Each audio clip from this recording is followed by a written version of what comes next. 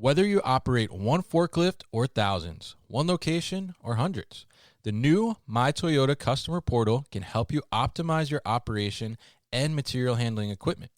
This one-stop, free-to-use platform is designed to help you take control of your information and make smarter decisions, all at the touch of a button. Register and access your data today at my.toyotaforklift.com. That's my.toyotaforklift.com. SaaS, RaaS, and now NaaS. Meter is here with networking as a service. That's NaaS. To bring fast, secure, reliable internet, networking, and Wi-Fi to your warehouse. With just one monthly rate and no upfront costs, Meter allows you to focus on getting connected and getting moving. No installation or hardware cost, and just one monthly fee allows IT teams to do more with less. And most importantly, warehouses save time on network troubleshooting, avoid expensive downtime, and get an overall happier IT team. Meter is already powering connectivity for companies with millions of square feet, including Stored, GoBolt, Veho, Trove, and more. Why not add your name to that list? Go to meter.com/thenewwarehouse to get your first month free. That's meter.com/thenewwarehouse for your first month free.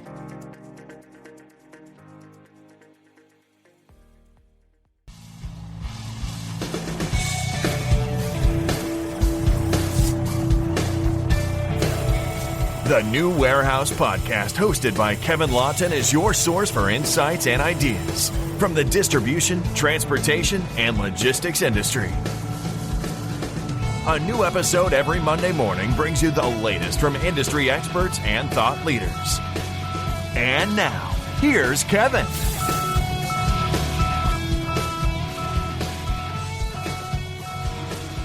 Hey, it's Kevin Lawton with the New Warehouse Podcast, bringing you a new episode today. Today's episode, I'm going to have a fellow podcaster as well, so we should have some great audio from him, I'm assuming, right? We're going to be joined by Cory Connors, who is Director of Sustainable Packaging at Aurora, but he's also the host of the Sustainable Packaging podcast, and we're going to talk about, you guessed it, sustainable packaging, and we're going to talk about it in the shipper perspective and also just in general as well, so we can get a general sense of what's going on in that arena, and also kind of just a little bit about how do we kind of take some steps to become more sustainable and make the right efforts towards making our package better for the environment overall. So Cory, aka Cory Gated, right? Welcome to the show. How are you? Thank you, Kevin. It's an honor to be here. Really appreciate it. Definitely happy to get you on here. Definitely always good to go, podcaster to podcaster. Yes. So tell us a little bit about, obviously we can tell you have a passion and a love for sustainable packaging. I mean, you're talking about it all the time on LinkedIn. You have, similar to me, love and passion for the warehouse. I have a podcast about warehousing. You have a podcast about sustainable packaging. So tell us a little bit about kind of where does that love and passion come from in the sustainable packaging world? Yeah, it's a great question. I've grown up in the Northwest, and here in Oregon and Washington and generally the Northwest, people care about this stuff. And so it's something, we were the first state to have a bottle deposit return system, and that bottle bill has really shaped the other 10 states who have also adopted that. Yeah. But it's, like I said, it's growing up around it. It's getting used to recycling. Frankly, traveling as a child was very confusing. People would throw everything away. And I thought, what are you doing? That's an aluminum can. That's recyclable. Well, we don't recycle here. I remember the first trip to California, people, as a child, like being very surprised that they didn't recycle too. So we're trying to spread that message around the world. Interesting. Yeah. Yeah. And I think that's such a interesting thing, even as we're in the United States, right? But from state to state and sometimes town to town, even, like, there's such differences in the way things happen, like you said, because they had this bottle bill there for first time in the States for something like that to happen, and just kind of the difference in cultures there. So I mean, when I guess from your perspective, like from when you were a kid and obviously, just getting used to this type of recycling life and sustainable life. I mean, how have you seen now in your travels as you're older now, you're not a kid anymore, definitely, right? So, how have you seen kind of other states and other areas of the country changing towards that perspective, whether in a positive or negative way? It's been really positive to see changes and exciting, frankly, to see as I travel the country, going to shows and different events, seeing different airports with, several bins of recycling or composting, very limited landfill only receptacles. And so it's obvious that there's a national and international shift towards more sustainability, which is very exciting to see. Certain areas are way beyond other areas, but there are thousands of municipalities that are trying to catch up. And, you talk about certain states, and I won't name them. Some people don't really care about recycling. They're not interested in it yet, although their municipalities are generally working to set it up so the consumer can do it, which is exciting to hear and to see. But it's going to take a cultural shift and in a lot of those areas and in the whole world, really, to see. Oftentimes in interviews like this, I'll talk to people from other parts of the world and they'll say, and I agree with this, sustainability is a luxury. Yeah. Not everyone has that choice to think about recycling because it's not available or it's more costly for them.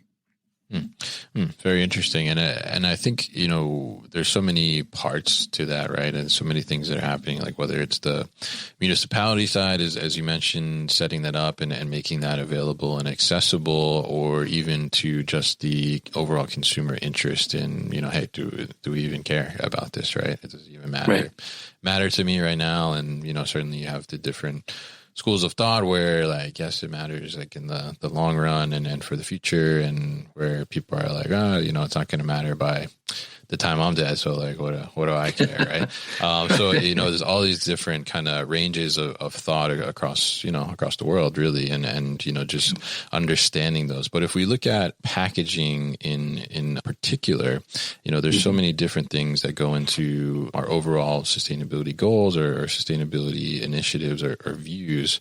Why do you think packaging is kind of such a big target for kind of pushing sustainability forward? Yeah, it's really the ground floor of the whole thing, in my opinion. Other than consumer behavior and possibly laws that affect these different rules, but packaging is $1 trillion industry that a lot of people don't understand how incredibly important it is to their daily lives. I would just ask you to look around. If wherever you're listening to this, I bet there's 5 different kinds of packaging around you, either in your car or on your desk. And it's just everywhere. It's something that we all interact with often. And it's got to be the impetus for making this easier. Right. It's got to be a way for consumers to easily adopt these new ideas.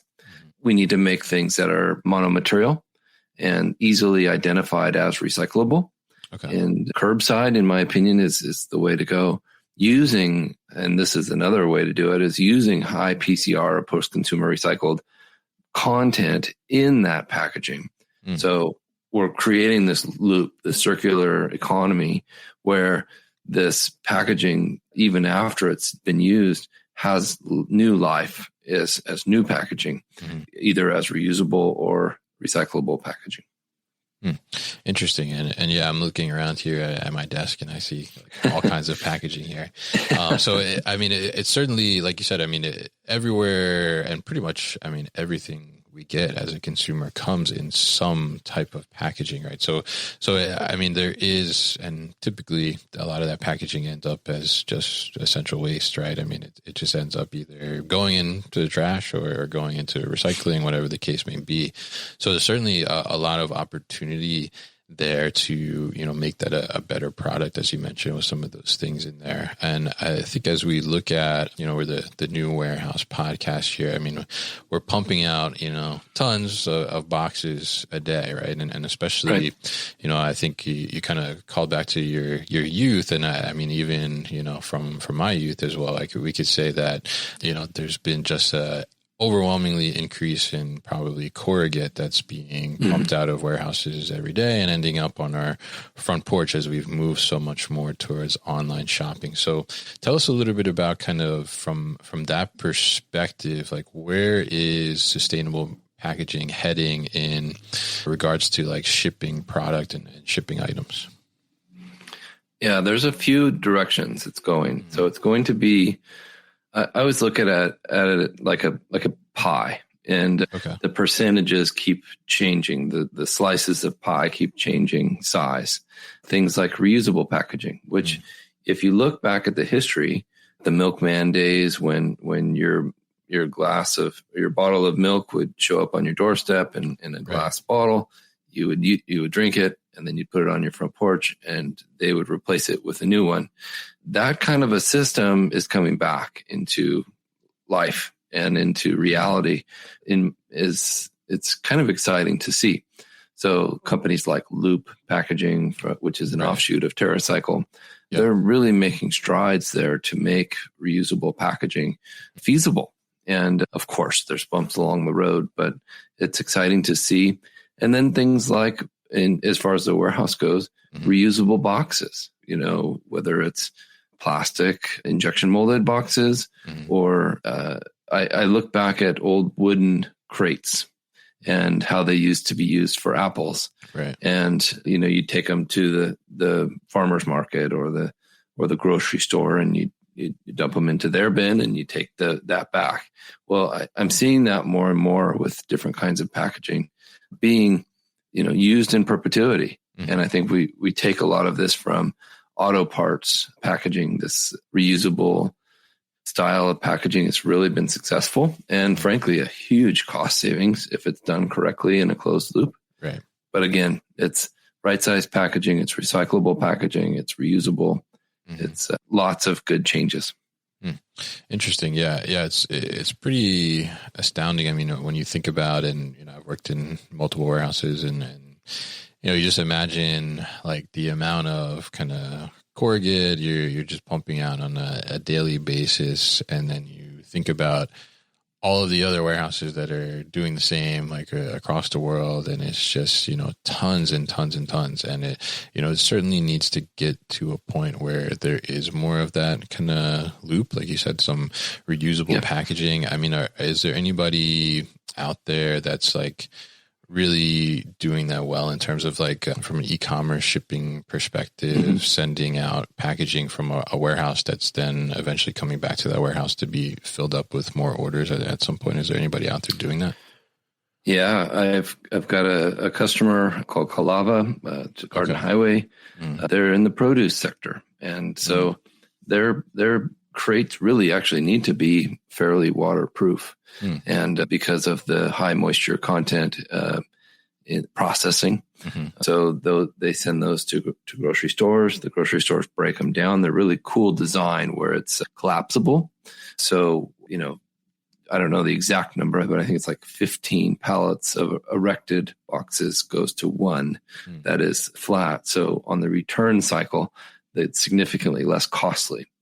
And this gives the company an opportunity to clean them thoroughly. And it's really a great system. They get used, I don't know, sometimes thousands of times if they're handled properly. Really? Wow.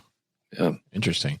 And I think that's really interesting because I think, having, like you said, investing in packaging like that, I'm sure is a little more expensive up front. But then when you talk about, utilizing, hundreds, thousands of times potentially, I think it kind of outweighs the benefit there, or outweighs the cost, and provides that benefit definitely. So, tell us kind of what's your approach? Because I think oftentimes, like anything regarding sustainability, there's kind of maybe like a stigma, I would say, in some cases where people are like, oh, more sustainable, like that means like more cost, right? Like right away, like their head goes to the dollar figure. But I mean, there's a lot of solutions out there that actually I've been seeing that can, actually end up cutting costs in the long run. So tell us a little bit about your perspective on that, and how do you kind of, I guess, address that question or concern when potential customers or people you're talking to have that idea in their head? Yeah, I think that's a great point. There are several stories I could tell really quickly. But I think what I often do is I'll just show them a return on investment. Things like a stretch wrap machine, where rather than, and I know you and I both have worked in warehouses where you've had to hand stretch wrap a pallet.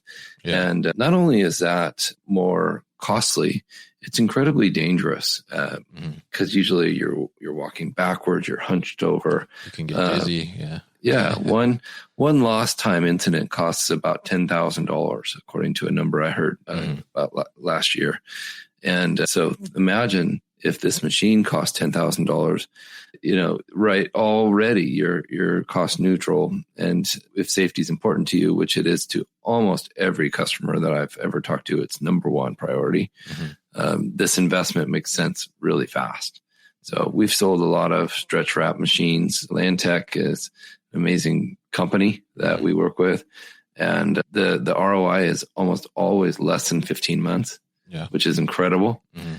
And it's more sustainable because you're using less film. You need less material to wrap each pallet. So it's a win-win-win. And there are several other examples like Box Latch, which is a really cool product.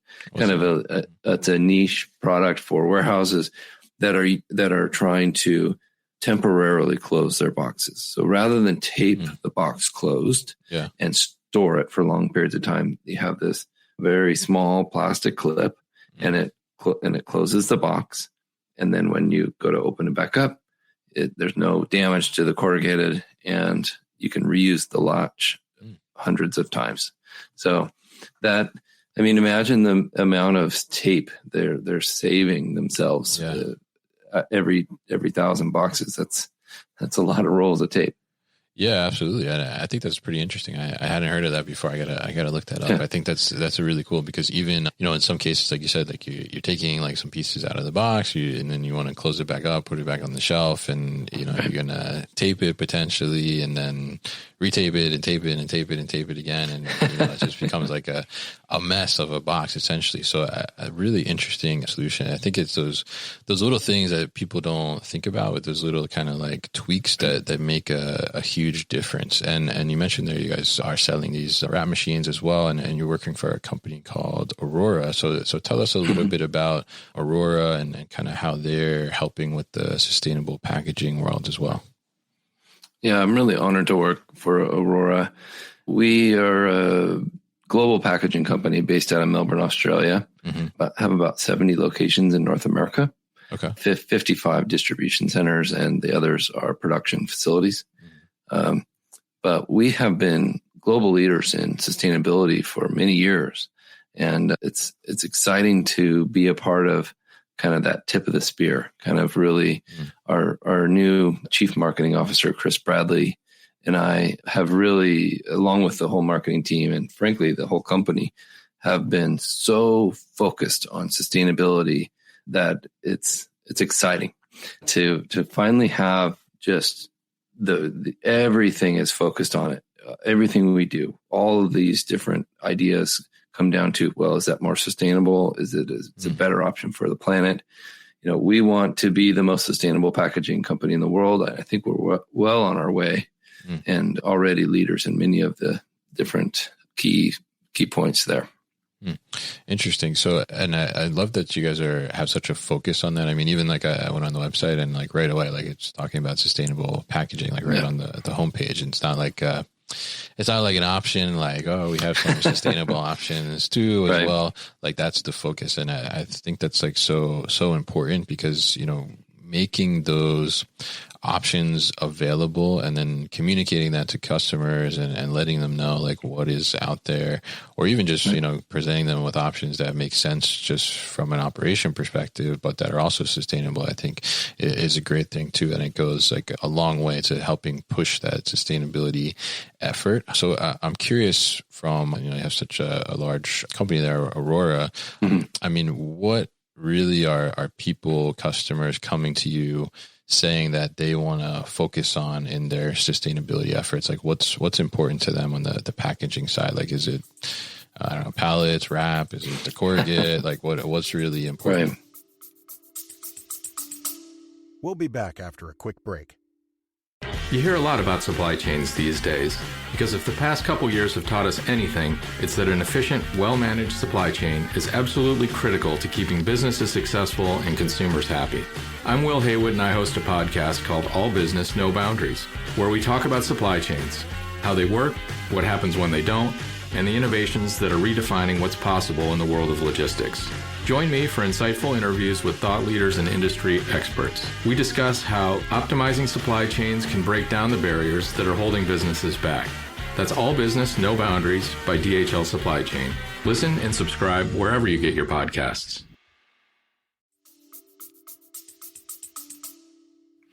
Well, they have KPIs or key performance indicators that they're trying to attain. So we like to look at their whole scope of doing business and what are their goals? What are they trying to accomplish? Like us, and many companies have 2025 or 2030 goals for carbon footprint reduction. And a lot of those can be accomplished using different kinds of packaging. So sometimes it's kind of a knee-jerk reaction kind of thing where they'll say, we want to eliminate plastic.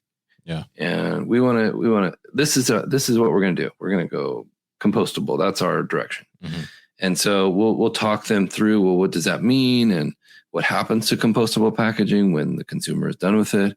Oh, we didn't think about that. It's not really composted very often yet, although the markets are working on that. There's lots of ways to recycle plastic now that weren't there before, like store drop off. You can do a TerraCycle Home, which is really cool, a new service where they actually pick it up from your house. Like some of these hard to recycle, like low density polyethylene, soft plastics, they'll pick it up from your house. And that's awesome. Yeah. And, I'll have people come over and they'll say, you can recycle that? Yeah. Here's how you do it. So I make lots of TikTok videos and LinkedIn and Instagram to explain to the society how things can be more sustainable. Like, for example, that box latch. I made a TikTok video about that last year at Pack Expo. Yeah. And they had their biggest month ever times 2 next month. So people care. People want to be more sustainable. Right, the packaging influencer right here. It's a very small niche of need, but yes, I guess you could call me that. Yeah. So it's very interesting, and I will say you mentioned TerraCycle here twice, and they're local to me. I'm close by Trenton, New Jersey. Oh, nice. Actually, and I've had Tom on the podcast a long time ago. I think like episode 19 or something like he's that. Amazing. So definitely shout out to them. And, I think it's really great to be able to provide these things. And I think it's interesting too that, we talk about these really cool solutions like what TerraCycle's doing or like the box latch you mentioned, but then there's also like these other things that you can do that are more sustainable as well. That have a larger benefit to the operation too, efficiency-wise, cost-wise, like you mentioned, the wrap machine. And I think it's so many different opportunities out there to take efforts and little steps to becoming more sustainable in that way. I'm curious from your perspective, if we look at like a brand versus the shipper, like a 3PL potentially that's shipping for a brand.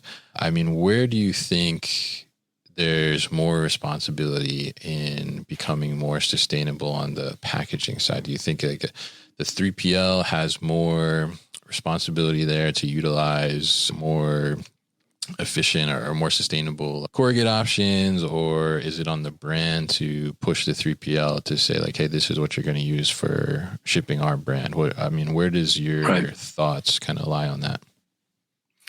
Well, I think it starts with the consumer making decisions with their wallet and saying, I'm not going to support this kind of packaging anymore. And the brands will follow suit quickly, which is exciting to see. But the brand has to also give the 3PL a little bit of leverage and say, hey, it's okay if this costs 5 cents more per package because we want to be more sustainable.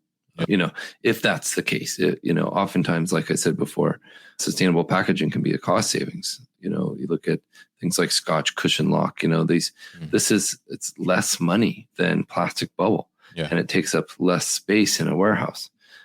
All you're storing is air.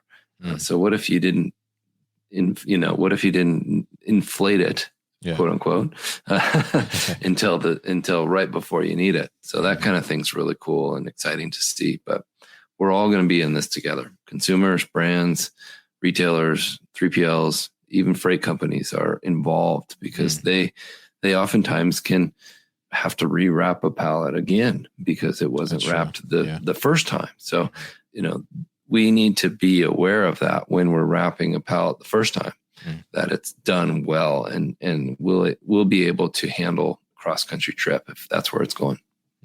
Yeah, absolutely. And I think that's a great point too. I mean, we have to think about not only like what are we utilizing, but are we utilizing it in the correct way the first time we touch it? Because if we're not, then we're creating extra waste along the way because somebody's gonna, like you said, throw more wrap on it, or they're gonna take the wrap you already put on, toss it in the dumpster, and then put additional wrap on there and all different kinds of things. So it's really important to think about that and consider. I'm glad you pointed that out. So definitely interesting, and I think it seems like all assets of the supply chain kind of have to come together to really push each other in the different ways, like the 3PL, and you say like, hey, like we can be more sustainable, but hey, if you guys want to be more sustainable, there's a little more cost, so we're going to figure this out, right? How do we work together to really do that and deliver to the consumer what they're really expecting, and at the same time make a better impact on the environment too.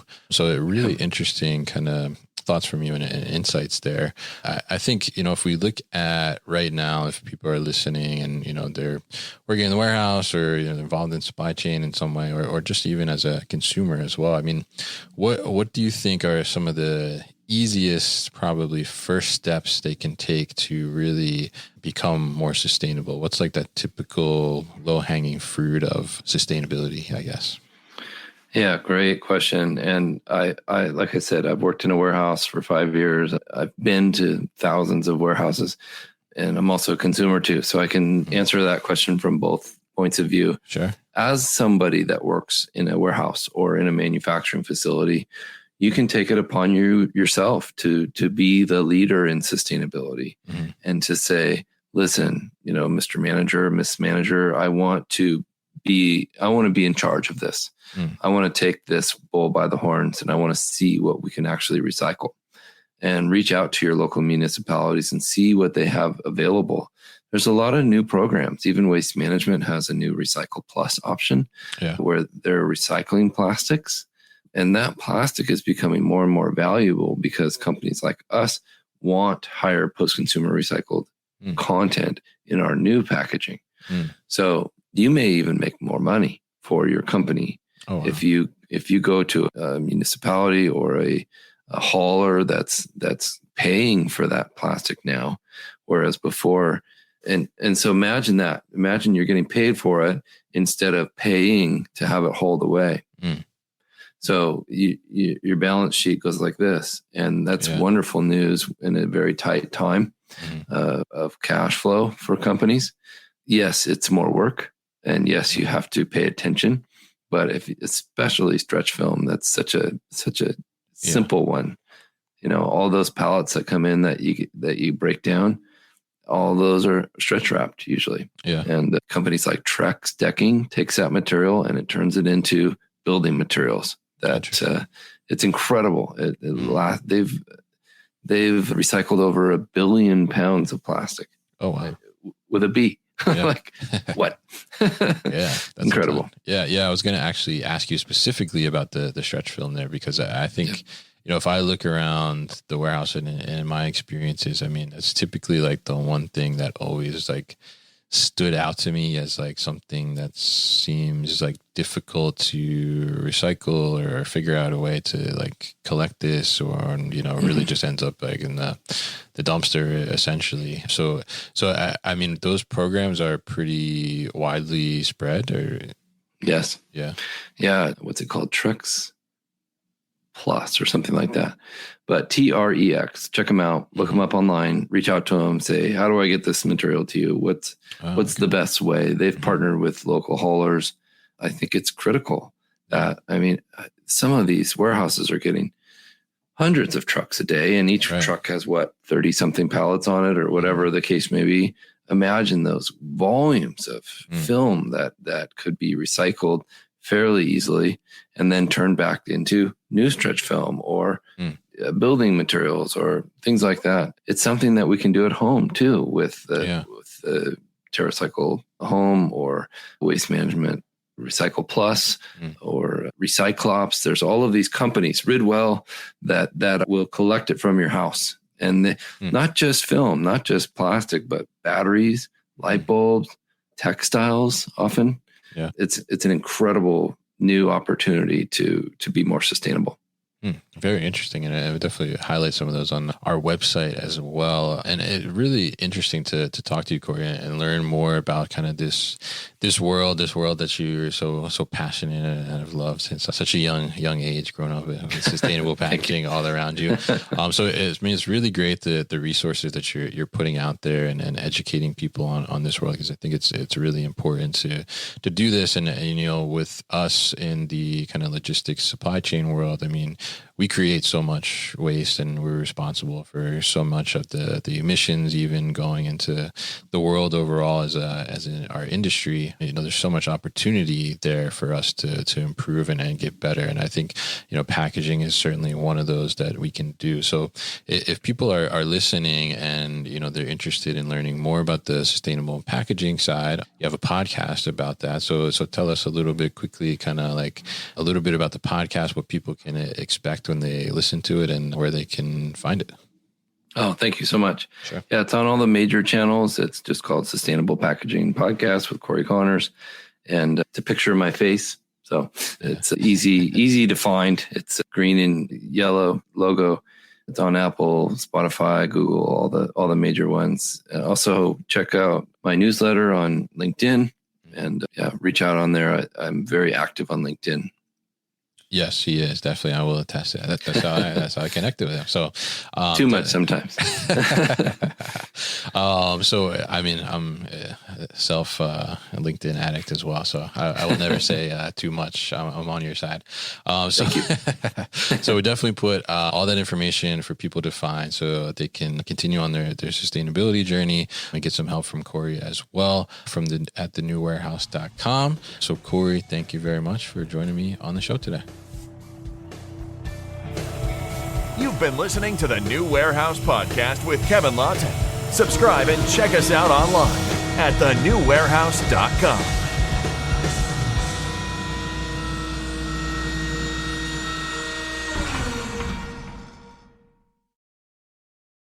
Thank you for listening to this episode. If you want more content from the New Warehouse, check out our new video series called All Hands on LinkedIn. Just search for the New Warehouse on LinkedIn and follow along.